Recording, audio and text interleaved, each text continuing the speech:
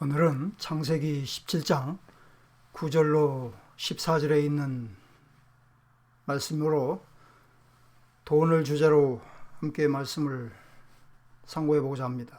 오늘 본문에는 하나님께서 아브라함에게 할례를 말씀하시고 계셔서 당연히 할례가 주제여야 하지만 돈으로 산자라는 말씀이 있어서 돈에 관한 말씀들을 상고해 보고자 합니다. 우리가 일상생활에서 가장 떼어놓을 수 없는 것 중에 하나를 꼽으라고 한다면 햇빛이나 공기 이런 것 등을 제외한다면 돈이 아닐까 싶습니다. 왜냐하면 세상이 돈에 움직여지는 사회가 되었기 때문입니다. 개인이나 국가 간의 관계를 포함해서 모든 일이 돈과 연관되어 있고 이 돈에 의해서 돌아가는 세상이 되었기 때문입니다. 이처럼 돈은 인간 세상에서 상거래의 수단일 뿐만 아니라 모든 사람에게 삶의 수단이 되어 있습니다. 그렇기 때문에 먹고 마시고 보고 배우고 입고 오고 가고 쓰고 버리는 모든 것이 돈을 떠나서는 생각해 볼 수 없는 세상이 되어 있습니다. 예전에는 돈이 없어도 그런대로 살아갈 수가 있었지만 지금의 시대는 돈이 없으면 당장 생활의 불편을 겪어야 합니다. 돈이 없으면 마실 물이나 불도 쓸 수 없는 사회가 되었을 뿐만 아니라 사람 간의 소통조차도 하기 어려운 사회가 되어 있습니다.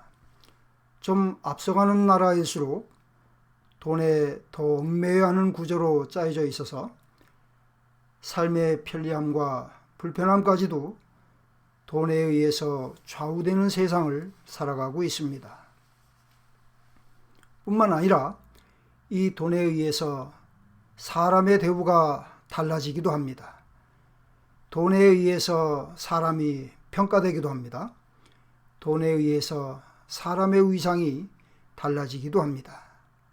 그러므로 이 시대를 살아가고 있는 우리는 자기도 모르는 사이에 돈에 끌리고 돈에 좌우되는 삶을 살아가고 있습니다.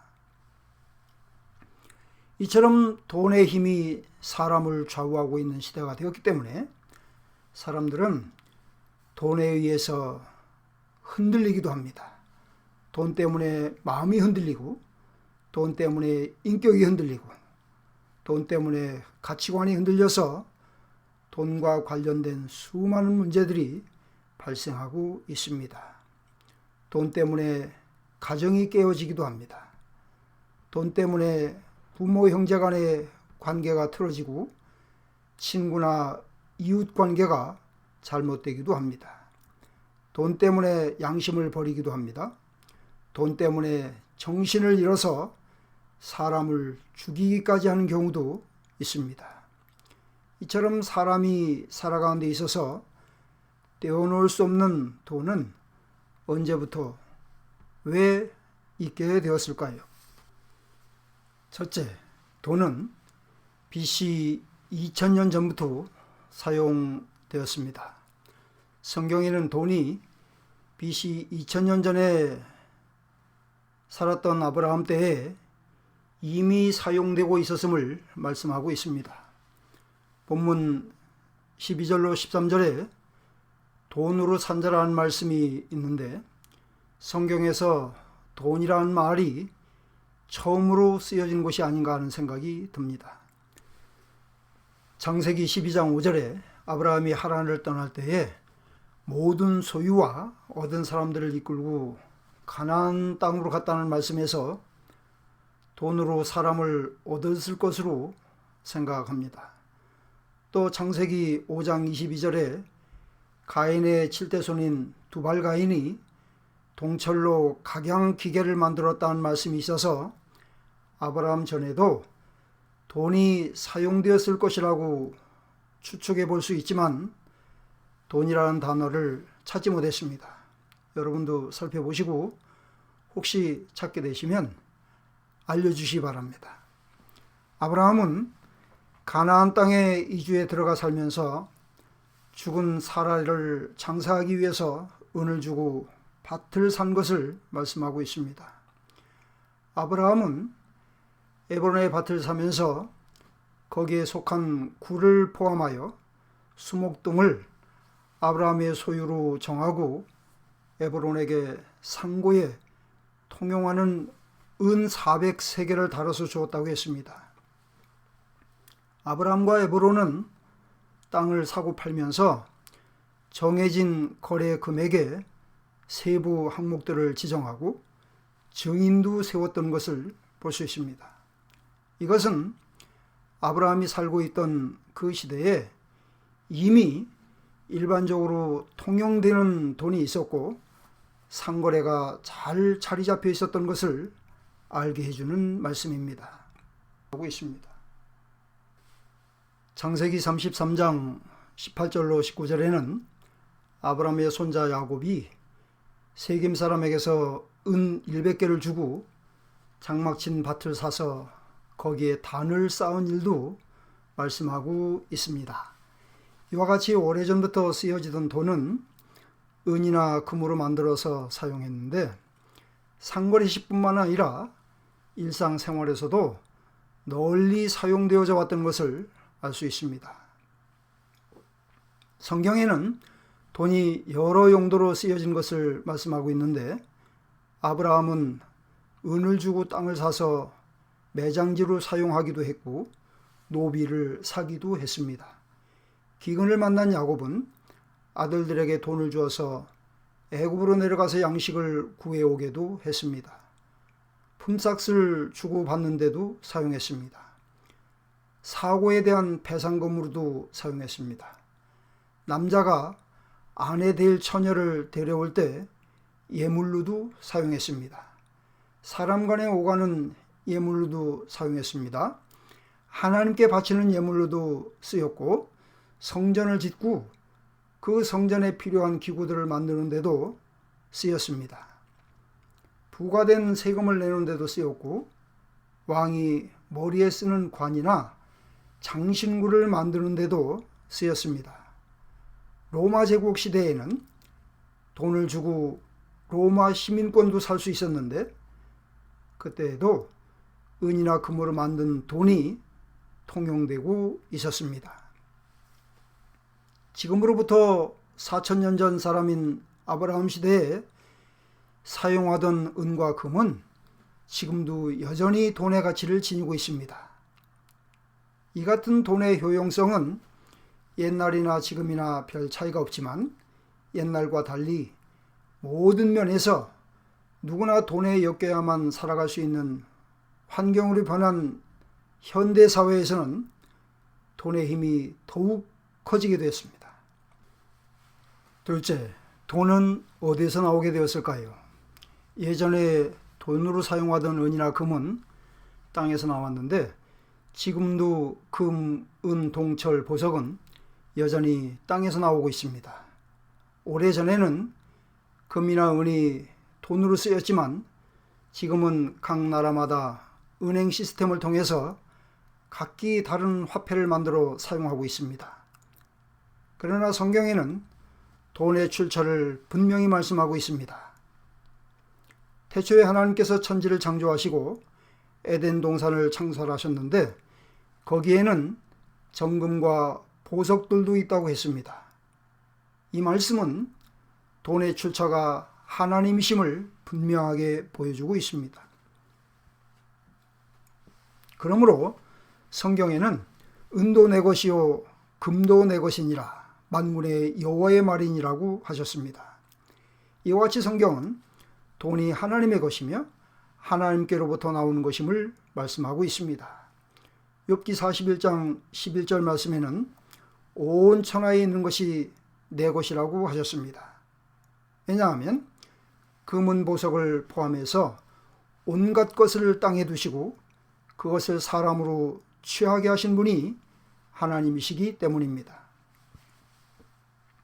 그러므로 돈은 사람의 것이 아니고 하나님의 것입니다.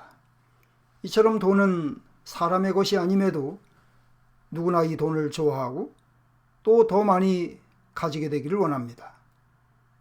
그러나 이 은과 금은 하나님의 것이기 때문에 사람이 마음대로 가질 수 있는 것도 아니고 원한다고 해서 얻어지는 것도 아닙니다. 오직 하나님께서 얻게 해 주셔야만 누릴 수 있는 것입니다. 그러므로 신명기 8장 17절로 18절 말씀에는 또 두렵건대 네가 마음에 이르기를 내 능과 내 손의 힘으로 내가 이 재물을 얻었다 할까 함이라. 네 하나님 여호와를 기억하라. 그가 네게 재물 얻을 능을 주셨음이니라고 하셨습니다. 그런데 왜 어떤 사람은 돈을 많이 가지고 있고 또 어떤 사람은 돈이 없어서 평생 가난한 삶을 살아야 할까요? 그것은 하나님께서 각 사람에게 주시는 분복이 다르고 은혜가 다르기 때문입니다. 하나님의 특별하신 은혜를 입어서 예수님을 잉태했던 마리아와 그 남편 목수 요셉 부부는 요즘으로 말하면 막노동자로 산골에서 가난하게 살던 사람들이었습니다. 이들 부부는 아기 예수를 안고 결례를 행하기 위해서 예루살렘 성전에 갔는데 일반적으로 드리는 양이 아닌 비둘기를 예물로 드려야 할 만큼 가난한 삶을 살아야 했었습니다. 이것은 믿음이 없어서 가난하게 살았던 것이 아니라 그 받은 바 은혜가 달랐기 때문입니다. 사도행전 3장 6절에는 베드로도 은과 금은 내게 없거니와 라고 했습니다. 그러므로 같은 하나님께로부터 은혜를 받은 사람일지라도 그 삶의 모습이 얼마든지 다를 수 있습니다. 아브라함이 은금이 풍부했던 것도 다윗이 많은 금과 은을 얻을 수 있었던 것도 하나님께서 주신 은혜가 요셉 부부나 베드로와는 달랐기 때문입니다. 셋째, 돈은 왜 내셨을까요? 돈은 사람을 위해서 내셨습니다. 그러므로 세상에는 사람 이외의 그 어떤 피조물도 돈을 알고 그것을 사용할 줄 아는 생물체는 없습니다. 또 그와 비슷한 행동 양식을 보이는 생물도 없습니다. 그 어떤 동물도 사람과 같이 돈을 원하거나 좋아하는 동물은 없습니다. 하나님께서는 사람을 하나님의 형상을 따라 지으시고 그 지음받은 사람을 위해서 창조시부터 돈을 땅에 두시고 인간으로 하여금 그것을 사용하도록 하셨기 때문입니다. 그러므로 오직 사람만이 돈의 가치를 부여하고 그 돈을 사용하면서 삶을 누리고 있는 것입니다. 사람은 이처럼 고대로부터 돈을 이용해서 삶을 영위해 왔고 지금도 돈을 사용해서 땅을 정복해 나가는 일을 계속하고 있습니다. 그러나 성경에는 사람이 돈을 악용하고 돈을 위해서 사람이 돈의 이용을 당하는 일들이 많이 있음을 말씀하고 있습니다. 창세기 37장 28절에는 요셉을 그 형들이 미디안 상인들이 지나갈 때에 이스마엘 사람들에게 은 20개를 받고 판 것을 말씀하고 있습니다. 마태복음 26장 15절에는 예수님께서 가룟 유다에 의해서 은 30에 팔리신 일을 말씀했습니다. 마태복음 28장 12절로 13절에는 예수께서 무덤에서 부활하신 것을 알게 된 대제사장과 장로들이 무덤을 지키던 로마 군병들에게 돈을 많이 주며 예수의 시체를 제자들이 도적질해 갔다는 소문을 퍼뜨리게 한 일도 말씀했습니다. 사도행전 8장 18절로 20절에는 시몬이라는 사람은 돈벌이에 이용하기 위해서 하나님의 권능을 돈을 주고 사려고 했다가 베드로에게서 저주를 받기도 했습니다. 이러한 말씀들은 돈이 사람에 의해서 어떻게 악용되고 있는지를 잘 보여주고 있습니다. 또 사람이 어떻게 돈에 끌리우고 지배되고 이용되는지를 말씀하고 있습니다. 뿐만 아니라 돈이 얼마나 잘못 쓰여질 수 있는지를 말씀하고 있습니다. 돈이 사람에게 끼치는 해악이 얼마나 큰지도 말씀하고 있습니다. 이사야 55장 2절에 너희가 어찌하여 양식 아닌 것을 위하여 은을 달아주느냐고 하셨습니다. 또 다른 말씀에서는 선한 일을 행하고 선한 사업에 부하고 나누어 주기를 좋아하고 동정하는 자가 되라고 하셨습니다. 이것은 하나님께서 돈을 내신 목적이 무엇이며 그 돈이 어떻게 쓰여져야 하는지를 알게 해주시는 말씀입니다. 그러므로 사람은 하나님께서 주신 돈을 헛되이 쓰거나 낭비하는 일이 없어야 합니다. 돈을 아끼고 귀히 여기면서 하나님께서 돈을 내신 목적에 맞도록 사용해야 합니다. 하나님께서는 돈을 왜 주셨습니까? 먹고 사는 일에 쓰라고 주셨습니다. 하나님이 기뻐하시는 일에 쓰라고 주셨습니다. 그러므로 초대교회 성도들은 자기의 밭과 집을 팔아서 그 값을 가져다가 복음 전하는 사도들을 돕고 먹을 것 없는 믿음의 형제들을 도왔습니다. 다윗은 성전 건축을 원해서 평생에 얻은 많은 금은 동철과 나무와 보석들을 하나님께 다 바치면서도 모든 것이 주께로 말미암아 싸우니 우리가 주의 손에서 받은 것으로 주께 드렸을 뿐이니이다 라고 했습니다. 세상에서 가장 귀하고 가치 있는 일은 생명을 살리는 일입니다. 예수님은 생명을 구원하시기 위해서 자기의 모든 영광을 내어놓으시고 십자가에 달려 죽으셨습니다. 우리에게는 예수님과 같이 십자가에 달려 죽어야 하는 사명은 없습니다. 그러나 예수께서 생명을 구원하시기 위해서 십자가에 달려 죽으시고 그 부활하신 일을 전하고 그 일에 협력해야 하는 사명은 믿는 자들 모두에게 다 있습니다. 그러므로 믿는 자들은 초대교회 성도들과 같이 자기가 가진 재물로 복음의 일꾼들을 돕고 궁핍한 믿음의 형제들을 도울 수 있어야 합니다. 왜냐하면 이것은 하나님을 기쁘시게 하는 일일 뿐만 아니라 하늘에 영원한 복을 쌓는 일이기 때문입니다. 넷째, 돈에 대한 욕심을 경계해야 합니다. 디모데후서 3장 2절에 말세에는 사람들이 돈을 사랑한다고 했습니다. 그러므로 말세를 살아가고 있는 이 시대의 사람들은 돈을 좋아하고 돈이 있음에도 더 가지려고 애를 씁니다. 그래서 돈 있는 사람들은 여기저기 투자처를 찾기도 하고 없는 사람들을 상대로 고리대금을 하기도 합니다. 또 돈을 더 많이 가지기 위해서 욕심을 품고 수단과 방법을 가리지 않는 경우도 있습니다. 이러한 탐심으로 인해서 세상에는 온갖 부조리와 불법이 성행하기도 하고 악행을 저지르기도 합니다. 재물을 더 많이 가지려고 사람을 거침없이 속이기도 하고 심지어는 사람을 죽이는 일도 있습니다. 잠언 21장 6절에는 속이는 말로 재물을 모으는 것은 죽음을 구하는 것이라고 했습니다.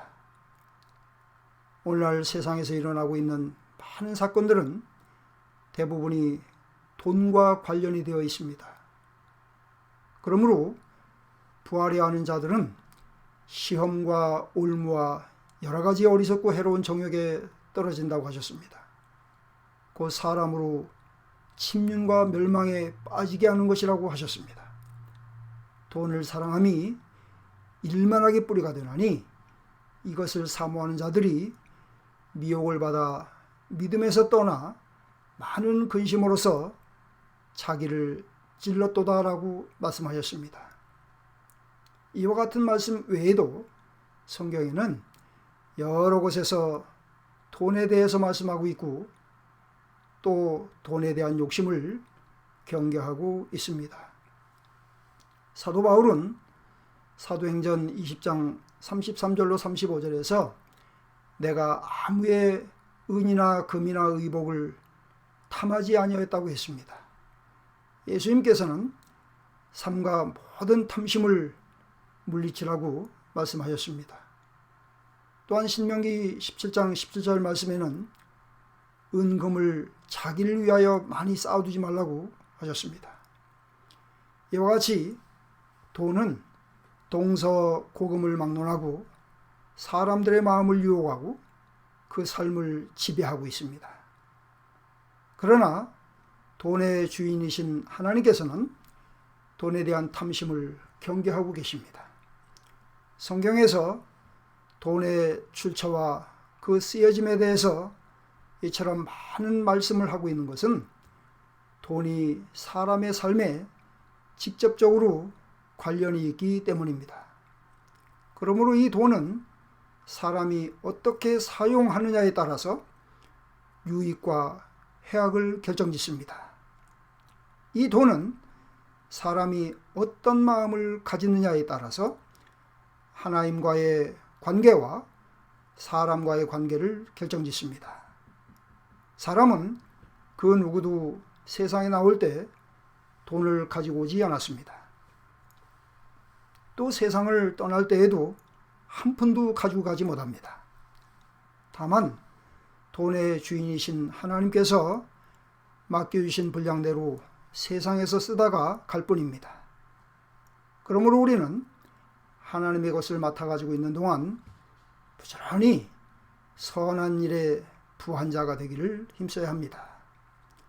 예수를 믿어 만물의 주인이신 하나님의 자녀로 세상을 살아가고 있는 사랑하는 성도 여러분, 우리는 돈을 필요로 하는 세상을 살아가고 있지만 돈에 마음을 빼앗기지 않게 되기를 원합니다.